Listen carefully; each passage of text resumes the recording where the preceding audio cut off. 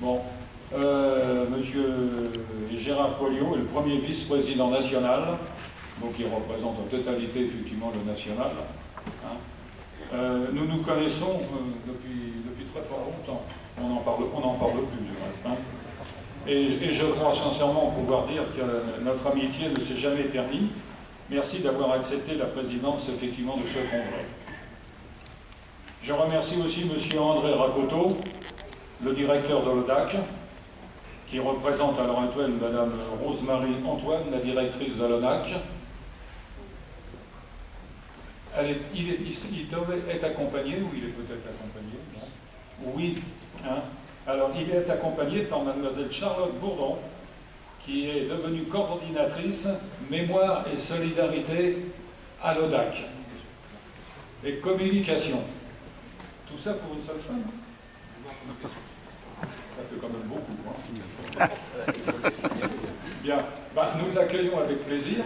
Elle est où? Voilà. Nous l'accueillons avec plaisir. Alors, ça veut bien se relever, s'il vous plaît, maintenant. Voilà. Merci.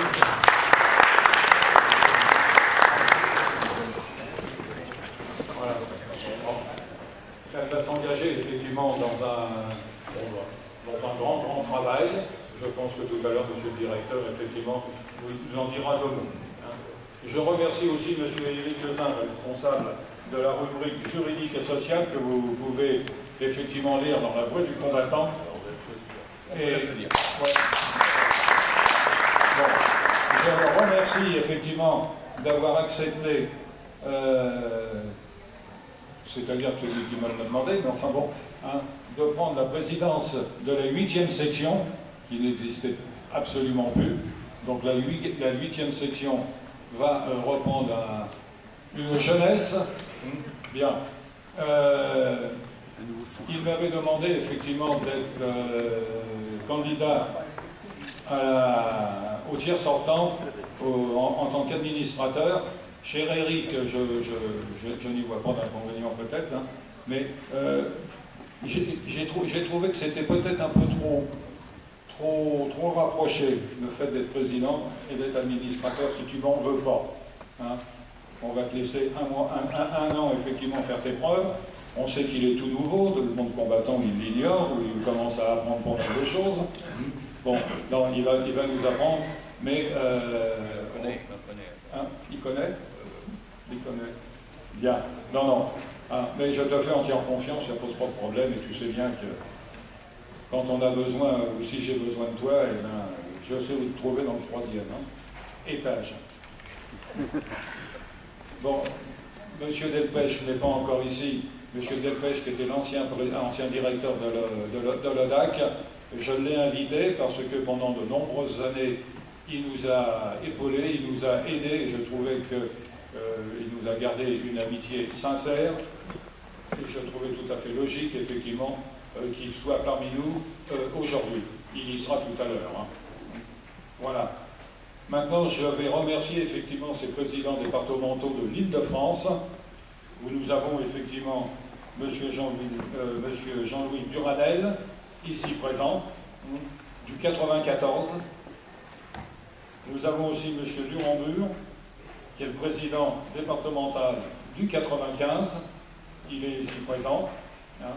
Et il devait y avoir M. Cotteret, qui est le président du 93. Généralement, il doit venir. C'est un soldat de France, si mes souvenirs sont exacts. Un adjudant-chef. Vous voyez que, et ça je les remercie parce que ce qui prouve effectivement qu'entre Paris et l'Île-de-France, il y a véritablement un noyau qui est présent. On n'est pas seul, ils ne sont pas seuls, je sais que je peux compter sur eux et ils savent parfaitement qu'ils peuvent aussi compter sur nous. Hein, je vous en remercie sincèrement. 2015 s'est évanoui et a amené de graves bouleversements. Je ne vais pas revenir sur les événements qui se sont déroulés en France et plus particulièrement à Paris. Je trouve qu'on en a beaucoup parlé, il faut en parler, il ne faut pas que ça tombe dans l'oubli. Ce que je veux dire par contre, c'est qu'il ne faut pas non plus qu'on tombe dans la psychose.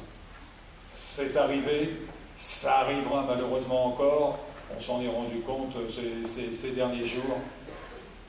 C'est un problème effectivement de société, c'est mondial. Il faut s'attendre. Nous condamnons bien sûr de tels agissements. Mais pour comprendre, faut-il aussi savoir pourquoi de tels hommes puissent perpétuer de tels actes. Pour cela, je crois qu'il n'est plus nécessaire de raisonner à l'occidental.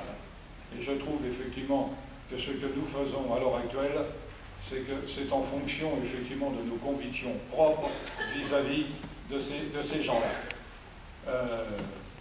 Les droits de l'homme, de l'autre côté de la Méditerranée, bien plus les droits de l'homme, je suis désolé, si pour nous c'est quand même relativement important, je crois que pour eux ça ne veut strictement rien dire.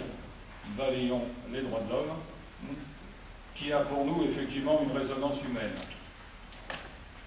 On peut prendre un exemple, et Dieu sait si on en a besoin. Exemple, la femme n'a pas la même considération que chez nous.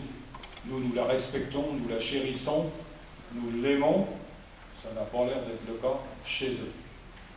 Nous sommes bien une charnière, quoi que l'on indique sur la survie de l'UNC aussi. Pourquoi je vous dis cela? Regardons-nous les AFN. Nous constituons la majorité des adhérents dans la grande maison. Malheureusement, nous nous épuisons. Nous nous amenuisons aussi. Et notre disparition est maintenant programmée pour les 10 ans à venir. Ça, on le sait très bien. Ce que nous espérions, mais c'est comme sans Rome. Moi, personnellement, j'espère ça déjà depuis des décennies et je ne vois rien venir. C'est notre remplacement. Je vais certainement faire grincer les dents, mais je crois de moins en moins à l'avenir en nombre des OPEX. Alors, il y a effectivement des gens qui vont me contredire. Je sais que je suis entouré, Eric aussi, mais c'est vrai que depuis le temps, on leur demande de venir nous rejoindre. Il y en a quelques-uns, effectivement, partie minée, mais ce n'est pas la masse. Je suis conscient que les OPEX, effectivement, ne représentent pas la totalité des AFN que nous étions quand nous sommes partis, effectivement, en Algérie. 1 500 000, et les OPEX, jusqu'à maintenant, enfin, il faudrait recompter depuis 64, et le Tchad, ça doit représenter 300 000 personnes à peu près. Alors c'est vrai qu'il ne faut pas s'attendre à un déferlement, mais on en aurait encore une bonne petite cinquantaine, cela nous ferait plaisir. Alors c'est notre emplacement, ça c'est sûr. Et je pense que si sincèrement cela avait dû se faire, il y a longtemps que ça aurait dû commencer, notamment jusqu'après après la fin de la guerre d'Algérie, c'est-à-dire, c'est ce que je vous disais, il y a 50 ans. Elle comptait effectivement énormément sur les anciens des opérations extérieures. Le Tchad, il ne faut quand même pas oublier que le Tchad a commencé effectivement en 64, juste après la fin de la guerre d'Algérie. Bon, ceux qui ont fait le Tchad, le cas échéant, ils ont 70 ans. Eh oui, bon, ils ne sont pas là. La côte, le Liban, l'Afghanistan, le Kosovo, la Yougoslavie, le Mali. Nous formons pourtant une grande famille, et l'UNC est notre maison. Nous souhaitons de tout cœur que les OPEX ne feront pas cavalier seul, car si cela était, les deux parties, effectivement, seraient perdants, aussi bien nous qu'eux. Toutefois, je partage l'optimisme de nos dirigeants nationaux. Je ne me lamente pas. Certes, nous avons connu la disparition de nos aïeux, de nos pères. Ils ont toujours été remplacés. Nous sommes arrivés et certains voudraient nous voir partir. Mais n'oublions pas que l'UNC ne se contente pas que du recrutement. Sa mission première, voulue par le père Brottier, est le soutien à tous ceux qui en ont le plus besoin. C'est important. Vous le savez très bien que l'action sociale est ma priorité. Et plusieurs possibilités sont à votre disposition. Les sections, premièrement, les départements, le national et surtout l'ODAC. Cela fait quand même énormément de gens qui peuvent subvenir à nos... Pardon, à ces personnes. C'est pas M. Rakoto ici présent qui me démentira et il sera effectivement à vous répondre si vous avez de nombreuses questions, comme je vous le disais, et je le souhaite. Nous aurons effectivement M. Éric Ozin qui sera lui aussi sollicité, car avec le juridique, il a aussi le social. Nous avons aussi beaucoup d'autres missions qui nous incombent. La transmission de la mémoire. Si nous ne l'avions pas faite, que resterait-il de l'histoire de nos aïeux? Il est de notre devoir, par-delà cette histoire, que la mémoire demeure malgré tout vivante. C'est avant tout un devoir national, c'est aussi un devoir humain, car on ne construit pas son avenir en oubliant son passé, mais sans tomber dans la nostalgie, mais en l'assumant. Le souvenir est fragile. C'est pour cela que nous devons nous mobiliser pour les échéances de 2018. 2 centenaires importants sont à célébrer. La fin de la Première Guerre mondiale et la deuxième, la naissance de l'UNC. On aura bientôt tous 100 ans. Quelle est l'association qui peut s'enorgueillir d'avoir un si long vécu? Aucune. Fasse qu'elle perdure encore longtemps. Certes, nos jambes ont de plus en plus de mal à supporter la charge de nos années. Mais elles fonctionnent encore. J'en ai vu quelques-uns qui remontaient les escaliers. Elles seront là, j'en suis sûr, pour cette grande mission que nous a confiée le National avec l'appui des départements d'Île-de-France, dont les présidents ici présents, ce qui prouve leur engagement joyeux et compétent. Un grand merci d'avance. Si je vous dis ça, c'est que le National souhaite effectivement pour 18 commémorer ce devoir de mémoire. Le Paris et les départements d'Île-de-France ont été sollicités de manière à pouvoir organiser cette grande manifestation. Faites comme moi, oui, vous commencez à baisser la tête en vous disant c'est un sacré job qui nous attend. Eh bien, on verra. Mais on aura besoin encore de vous. Hein. Je n'ai pas remercié notre secrétaire, Madame Sylvie Josselet, qui, grâce à elle, a permis de réaliser un point important de notre communication qui s'est amélioré considérablement. Beaucoup de sections, pour ainsi dire, tous possèdent une adresse électronique, ce qui nous permet des échanges en temps réel, les sections restant maintenant très liées entre elles. Toutefois, tout ne marche pas comme on le souhaite. Je constate que ne se sert pas assez de la voix du combattant. Et je salue l'effort des présidents pour adresser les articles en temps et en heure. Je referai simplement un petit reproche quand même. Ça concerne les photos. Vous envoyez des photos, mais les photos, il leur faut, c'est assez important, 300, 500 pixels, 500, je ne sais pas comment on dit, un truc dans ce genre-là, pour que ça puisse passer dans la voie du combattant. Si vous les envoyez avec des photos de téléphone, on n'arrive pas effectivement à les passer. Alors essayez effectivement de faire attention à ça, hein, de manière à ce qu'elle puisse, effectivement c'est important, ça va faire partie de votre vie de section et faire voir que vous existez et que vous travaillez. Hein. Mais là aussi il faut faire attention à ce qu'on envoie au niveau des photos. Hein. Il faut quand même qu'elle puisse représenter des scènes conformes aux devoirs de mémoire, monuments aux morts, dépôts de germes, puis surtout à bannir celles qui représentent la bonne bouffe. En réalité, on voit tout le monde assis, ça donne encore un petit peu un éclat, effectivement, sur l'ancien combattant que l'on voyait dans le temps, rappelez-vous, avec le poilu, qui avait son béret de travers, sa cigarette à la bouche, sa baguette sous le bras, et puis le litre de rouge dans la poche. C'est une caricature, d'accord, mais c'était ça. Et c'est ça, les gens ne souhaitent pas effectivement spécialement voir ça, une petite photo de groupe, d'accord, mais faites-y attention. Sur le plan de notre aide humanitaire en faveur de nos anciens frères d'armes d'Afrique, notre collecte de lunettes usagées doit se poursuivre. Ayant à notre table le responsable national Gérard Colliot de tout l'humanitaire, il peut se rendre compte que l'UNICEF Paris est présente. Je resignale encore que depuis le congrès national de Besançon, nous avons effectivement un correspondant, M. Desforêts, ici présent. Il est de Besançon. Il vient effectivement de Besançon, à chaque fois que je l'appelle, ça serait lui le coordinateur effectivement de ce travail humanitaire. Il est parti hier après-midi, il a pris une chambre d'hôtel, il repart ce soir à Besançon. Il trouve que Paris, il fait meilleur à Paris qu'à Besançon. Il va peut-être encore rester 2 jours. Ou 15 jours. Non, mais je tiens à te remercier, sincèrement, hein, parce que... Bon,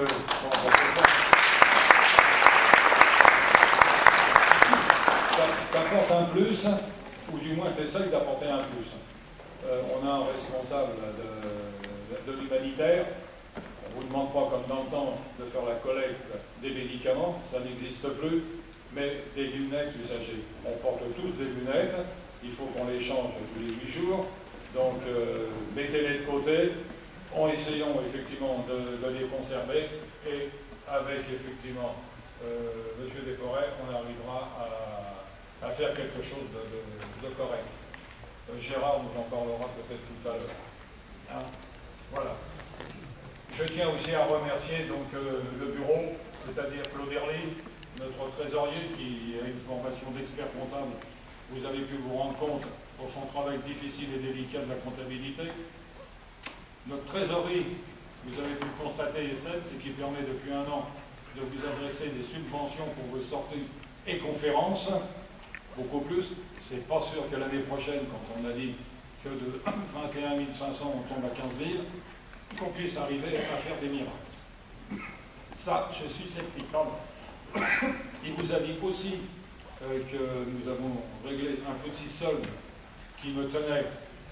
C'était le déménagement de la rue de Richelieu, où il restait, on n'a pas pu tout prendre, où il restait 2 ou 3 armoires métalliques et puis une ou 2 chaises, enfin des bricoles, où quand ils ont fait le déménagement de la ville, ils nous ont envoyé une facture de 1 600 €. Il est bien évident que l'année dernière, je vous en avais déjà parlé, je ne l'ai pas accepté, je ne me suis pas fâché, mais disons que j'ai eu Madame Vieux-Charrier un jour à la Flamme, à l'Arc de Triomphe, c'était un 19 mars. Eh ben, justement, d'habitude, j'y mets jamais les pieds. Bon, eh ben, ce jour-là, j'étais de service, vous n'avez pas compris. Hein. Et bon, j'ai pu avoir effectivement Jean Laurence, qui est le président départemental de Paris, avec qui j'entretiens de bonnes relations aussi. De la FNACA. De la FNACA, et qui m'a dit on t'a pas vu à l'hôtel de ville. Je lui ai dit de toute manière c'est tout à fait normal, j'y mets pas les pieds. Je risque pas. Hein, il m'a dit comment ça? Je lui ai dit non, il ne met pas les pieds. Bon. Et je n'avais pas remarqué qu'à côté il y avait Madame Vieux-Charrier. Elle m'a dit je comprends pas, monsieur. Alors je lui ai expliqué le pourquoi du comment. Elle m'a dit oui, il y a quelque chose qui ne va pas. Prenez un rendez-vous et on verra ça. On a pris rendez-vous, il vous l'a dit, avec le trésorier. Nous avons été la voir l'année dernière, pour être précis, le 4 mai 2015. Elle nous a parfaitement compris. Elle nous a dit, vous faites le nécessaire et vous aurez effectivement votre subvention. Et effectivement, elle a tenu parole et on a reçu effectivement une subvention, on ne pouvait pas le penser autrement, de 1 600 €, donc ça nous a été remboursé.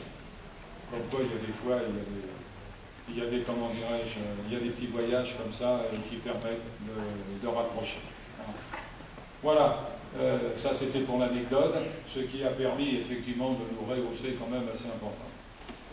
Je tiens effectivement aussi à remercier Jean-Pierre Toumoulou, expert en compte-rendu.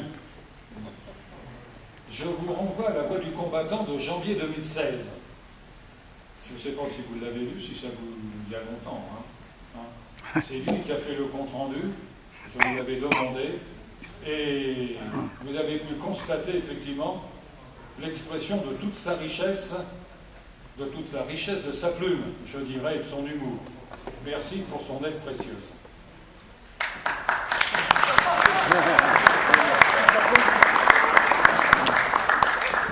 Il est content. Bon, je ne finirai pas ce discours, bien entendu, sans évoquer de et j'en aurai pas assez, porte-drapeau. Pour les fréquenter souvent et depuis de nombreuses années, je continue à les admirer.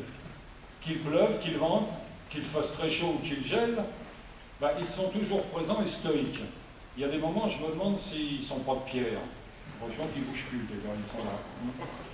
Leur mission est hautement symbolique et représente le respect de la nation envers les morts de la France et notre liberté. Ce sont des femmes et des hommes qui méritent notre respect.